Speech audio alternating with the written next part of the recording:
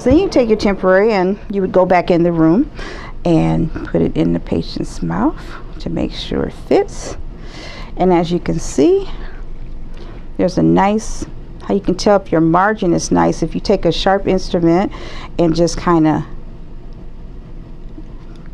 you can see the margin and the edge of the crown meet beautifully. So there's nothing that's going to get trapped in there. There's no cold air or anything that's going to get in there. It has a good solid fit. And this is, you can't see this in the patient's mouth unless you have a mirror, but I'm going to turn it around so you can see the other side. Same thing, nice smooth margins in there. And like I said, on these models, it's hard to get a good contact because this is rubber, but if this was in the patient's mouth, there would be a really good solid contact in there. You would run floss in there. If you feel that snap, that's how you know that contact is there.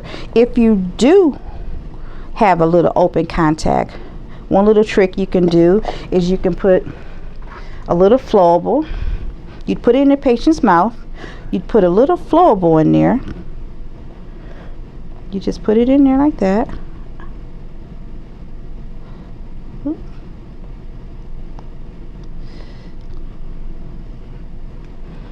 You take your Explorer and just make sure that it's just right there. And then you would take a light and you'd cure it.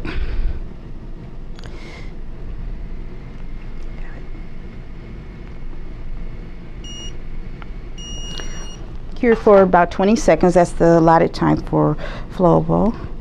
And then see, now you have a contact on there, a more solid contact. And then see how nice and tight that is now? So then you would take, you'd go back and you take the wheel, the first wheel, the polisher, and then you can just smooth that off a little bit.